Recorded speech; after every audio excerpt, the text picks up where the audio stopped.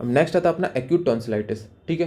तो ये भी काफ़ी इंपॉर्टेंट टॉपिक है। Acute tonsillitis is an acute inflammation of faucial tonsil, ठीक है। पैलेटाइन टॉन्सिल का इन्फ्लेमेशन हो जाता है तो उसको बोलते हैं अपन acute tonsillitis, which is most commonly seen in children और एडोलसेंट, ठीक है। इनमें दिखता तो ये अपनी दो हो गई इंट्रोडक्शन वाली। अब टाइप क्या क्या है, acute catarrhal, acute follicular, parenchymatous और मेम्ब्रेनस टाइप। ये चार टाइप बहुत याद ही करने इंपॉर्टेंट है।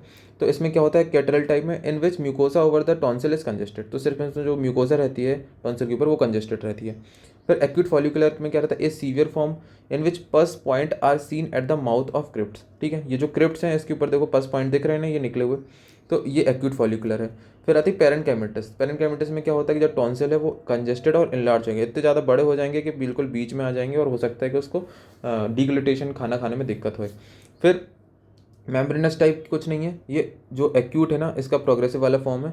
तो exudate on the medial surface coalesces to form a membrane, तो जो उसके ऊपर एक्सुडेट था ना ये पस था, ये पूरा मिलके एक मेम्ब्रेन ऊपर बना ले तो उसको बोलते हैं मेम्ब्रेनस टाइप। तो क्या होगा, एक्यूट कैटरल, एक्यूट फॉलिकुलर, पैरेनकाइमेटिस और मेम्ब्रेनस, ये चार टाइप के हो गए, ठीक है। तो ये वाला डायग्राम आप बना सकते हो, ये ना ईजी है।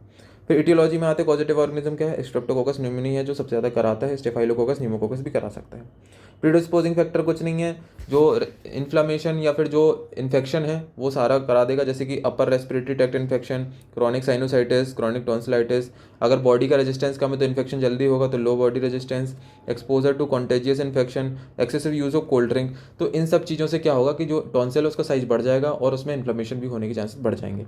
फिर क्लिनिकल फीचर अपन देखते हैं, बहुत ईजी है, ध्यान से समझना। सबसे पहले सिम्टम्स में देखते हैं। तो जैसे ही एक्यूट टॉन्सिलाइटिस होता है तो सबसे पहले sudden onset with fever more than 40 degree, ठीक है। इन्फेक्शन की वजह से हो रहा है तो एकदम सडन ऑनसेट फीवर आएगा 40 डिग्री सेल्सियस तक का। बॉडी पेन होगा, गले में है टॉन्सिल तो भाई थ्रोट पेन होगा, ठीक है, गले में पूरा पेन करेगा। पेनफुल स्वॉलोइंग, जैसे कि वो गुटकने में उसको बहुत ज़्यादा दर्द देगा। थिक एंड मफल्ड वॉइस रहेगी, तो वॉइस भी चेंज हो जाएगी। Trismus, pain refer to ear, उसकी नेक स्टिफ हो जाएगी और उसके बाद मतलब जॉ मूवमेंट नहीं कर पाएगा, ट्रिस्मस मतलब। और उसके बाद पेन रेफर टू ईयर में पेन चला जाएगा। और फॉल ब्रीथ मतलब हेलिटोसिस, ठीक है। तो ये सारे सिम्टम्स कॉमन ही है, अगर कोई भी इन्फेक्शन होता है अपने माउथ में तो ये सारे सिम्टम्स तो आते ही हैं। बॉडी एक, throat pen, painful solving, thick and muffled voice, trismus और फॉल ब्रीथ, ठीक है। तो ये सारे सिम्टम्स हो गए। फिर आते साइंस में, markedly congested pillars, enlarge and red tonsil, ठीक है। तो अपन देखेंगे तो जो पिलर है ना आगे पीछे के वो कंजेस्टेड रहेंगे, ये वाले डायग्राम में अगर देखो तो ये जो इसमें नहीं दिख रहा सही से, आगे वाला जो पिलर है और पीछे वाले पिलर वो कंजेस्टेड रहते हैं, ठीक है, रेड रहेंगे एकदम। Crypt filled with purulent material resembling yellow beads of pus, ठीक है, अपन ने देखा येलो बीड्स ऑफ पस दिख रहे थे।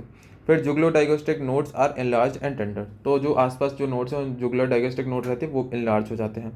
टंग में भी कोटेड, ठीक है। तो ये साइंस में भाई ज़्यादा याद नहीं रखना हो तो ये याद लेना कि जो पिलर हैं वो कंजेस्टेड रहेंगे, टॉन्सिल रेड और इनलार्ज रहेंगे, और जो क्रिप्ट है उसमें पूरी तरीके से पस पॉइंट से भरा हुआ रहेगा, ठीक है। ये इतने पॉइंट याद कर लेना। फिर डायग्नोसिस में जितने भी ब्लड टेस्ट हो सकते हैं वो अपने हीमोग्लोबिन, टीएलसी ये सब देखेंगे अपन के, कोई इन्फेक्शन होगा तो बढ़ जाता है अकाउंट। थ्रोट स्वैब और थ्रोट स्वैब लेंगे क्यों, कल्चर और सेंसिटिविटी के लिए, कौन से ऑर्गेनिज्म से हो तो उस हिसाब से अपन ट्रीटमेंट दे देंगे।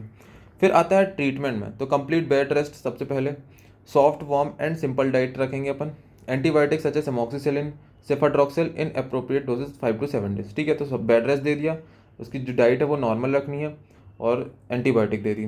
फिर एंटी इन्फ्लेमेटरी दे दी इन्फ्लेमेशन कम करने के लिए। केमेनोफोर से गार्गल कराएंगे, क्यों, क्योंकि भाई इसके हेलिटोसिस हो रही है तो उसमें जो माउथ है उसके हाइजीन के लिए। Vitamin such as vitamin C, D, B complex दे दिए अगर इसकी न्यूट्रिशन की कमी की वजह से इन्फेक्शन हो रहा है तो, ठीक है। लोसेंजेस विथ लोकल और एनेस्थेटिक एक्शन ये अपन दे देंगे, लॉजेंजेस दे देंगे, ठीक है, उसको पेन ना होए। तो ट्रीटमेंट में कुछ नहीं, बेड रेस्ट करा रहे हैं, एंटीबायोटिक दे रहे हैं, और एंटी इन्फ्लेमेटरी ड्रग्स गार्गल करा रहे हैं, ये सब करा रहे हैं, ठीक है। अब इसके आते कॉम्प्लिकेशन क्या क्या हो सकते हैं एक्यूट टॉन्सिलाइटिस के, तो पेरिटॉन्सिलाइटिस क्विंसी हो सकता है, ठीक है, पेरिटॉन्सिलर एब्सिस उसी को बोलते हैं क्विंसी। पैराफेरेंजियल और रेट्रोफेरेंजियल एब्सिस भी हो सकता है। Laryngeal oedema, otitis media, septicaemia, या फिर सेप्टिक फोकाई जो है, जो जो बैक्टीरिया है अगर वो स्ट्रेप्टोकोकस से हुए हैं तो सब एक्यूट बैक्टीरियल एंडोकार्डाइटिस भी करा सकते हैं, ठीक है। तो इतना याद करने की जरूरत नहीं है, 4-5 याद कर लेना, 4-5 कॉम्प्लिकेशन, ट्रीटमेंट छोटा सा, बाकी साइन एंड सिम्टम्स कर लेना। तो ठीक है, अगर ये 5 नंबर में आए तो अपन ईजिली लिख पाए तो 5 नंबर लाइक क्वेश्चन है तो बन जाएगा, ठीक है। तो ये इतना ही है इसमें, थैंक यू।